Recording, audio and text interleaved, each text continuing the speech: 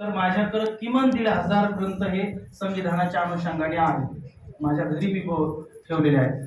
तर अजून 1,500 हे सर्व भाषांमध्ये, मराठीमध्ये सुद्धा असतील. कारण संशोधन करत असताना काय घेऊ असं होतं आणि मग कुठंतरी लिमिटेशन द्यावं लागतं. म्हणून थोडंसं चातक पक्षावाणी आणि मधमाशासारखं मी हे करण्याचा प्रयत्न केलाय. माझा दावा नाही की हे परिपूर्ण विचार संविधानाचे मी मांडले त्याच्यामध्ये, परंतु मला या अनुषंगाने विचार करत असताना हे मूल्य कुठंतरी शाश्वत आहे. शिंदे सरांनी त्याचा उल्लेख केला. मी पुन्हा तो मुद्दा मला घ्यायचा नाही. मला फक्त एक मेसेज 3 लाईन मी देणार आहे आपल्या सर्व भारतीयांसाठी की भारतीय संविधानाचा जागर आणि नव्हे तर राष्ट्रीय साक्षरता मिशन ज्या धर्तीवर आहे त्या धर्तीवर शासनाने भारतीय संविधान साक्षरता मिशन असं निर्माण करून, जशा रात्रीच्या शाळा होत्या त्या पद्धतीचं संविधान साक्षरता शाळा, विविध उपक्रम अशा पद्धतीनं मांडणं गरजेचं आहे. या अनुषंगाने बऱ्याच पद्धतीनं अभ्यास करता येईल. या अनुषंगाने संविधान संस्कृती हे जे आपण 1 तास ऐकत आहोत, हे जीवन मूल्य असेल, जीवन प्रणाली असेल, तर हे मूल्य सर्वांनी अंगीकारणं गरजेचं आहे.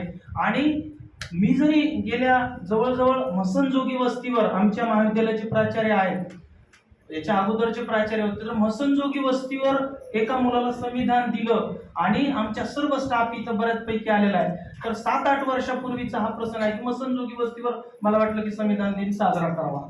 असे असंख्य प्रकल्प माझ्या डोक्यात आले आणि ते करत असताना मग ही जीवन प्रणाली, जशी लोकशाही जीवन प्रणाली आहे तशी संविधान कल्चर, संविधान संस्कृती ही रुजली पाहिजे.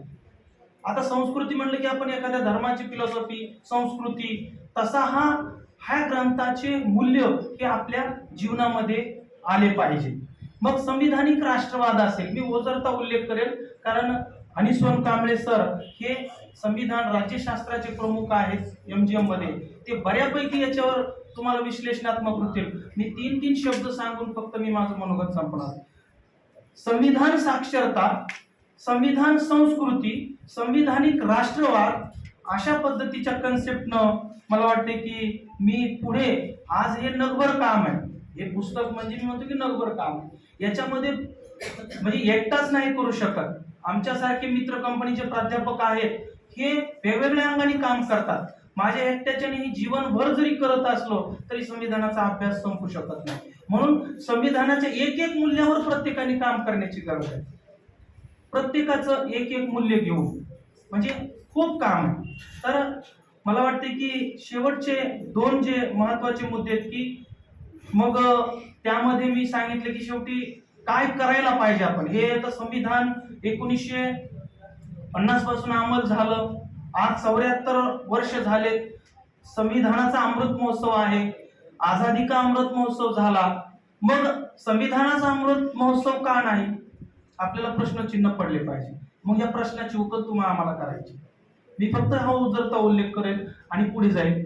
मग या संविधान अमृत महोत्सव हा देश पातळीवर का जाऊ नये, का गेला नाही?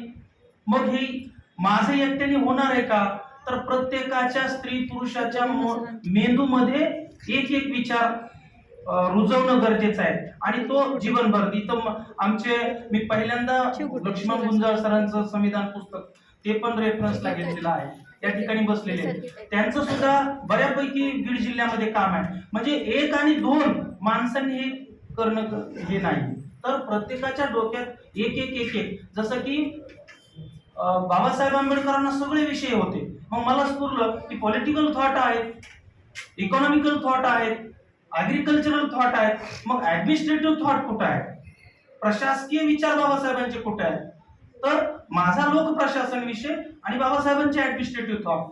तर राज्यशास्त्रावर बाबासाहेबांचा अभ्यास आहे, समाजशास्त्रावर आहे, प्रशासनावर कुठं आहे का, तर मला एका केरळच्या कलेक्टरचा रेफरन्स भेटला आणि त्यांनी एका पुस्तकावर बाबासाहेबांचे विचार हे एका Indian institute of public administration मध्ये तिथं मांडलेले मला एक रेफरन्स दिसला. डॉक्टर बाबासाहेब आंबेडकर के प्रशासकीय दर्शन, हा ग्रंथ मग तो मी रेफरन्स घेतला आणि मग कुठं शोधलं की बाबासाहेबांचा आणि लोकप्रशासनाचा कुठं संबंध येतोय का. मग लोकप्रशासन राज्यशास्त्र जसं की ह्या नाण्याच्या बाजू आहेत, जसं सर राज्यशास्त्र आणि लोकप्रशासन ही दुसरी बाजू.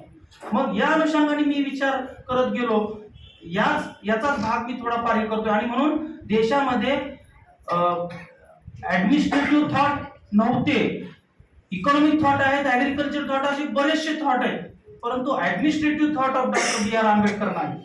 हे पण मी शोधण्याचा प्रयत्न केला. आणि नागनाथ कोत्तापल्ले सरांच्या भावानी SRT विद्यापीठामध्ये ऍडमिनिस्ट्रेटिव्ह थिंकर म्हणून विद्यापीठात लावले. तर थॉट्स ऑफ फुले आंबेडकर आपल्या विद्यापीठामध्ये मी मागच्या थॉट मध्ये होतो सर. थॉट मध्ये असताना मी administrative thought of doctor B R Ambedkar हा पेपर डिझाईन करून बाहेर पडलो. कारण अशा पद्धतीचं काम सुद्धा होणं गरजेचं आहे. मग संविधानाच्या अनुषंगाने मी म्हणतो ना की मी फक्त संविधानाचे काही घटक घेऊन नखा एवढं काम केलेलं आहे. मी आजही समजतो, अजून मी जीवन शेवटच्या श्वासापर्यंत जरी केलं तरी ते संपणार नाही. आणि मी एक माझ्या गावामध्ये जेव्हा माझा सत्कार झाला त्यावर संकल्प केलाय की माझा शेवटचा श्वास हा संविधान थांबूनच सांगूनच थांबू, अशा पद्धतीचा माझा संकल्प आहे. आणि मला वाटतं की या प्रसंगी अनेक अंगाने या ठिकाणी विचार होणार आहे. मी एवढंच हे करेल, मी या अर्थाने सस्टेनेबल थॉट संविधानाला का म्हणतो. 74 वर्ष झाले या संविधानामुळे SC ST OBC हे चिरंतन विकास झालेला आहे. सस्टेनेबल डेव्हलपमेंट म्हणतो आपण किंवा सस्टेनेबल थॉट म्हणतो. तर या विचारांमुळे आज आपण SC ST OBC नव्हे तर भारतीय, बाबासाहेब म्हणतात की मी प्रथम भारतीय, आपण सर्व भारतीय लोकांचा 74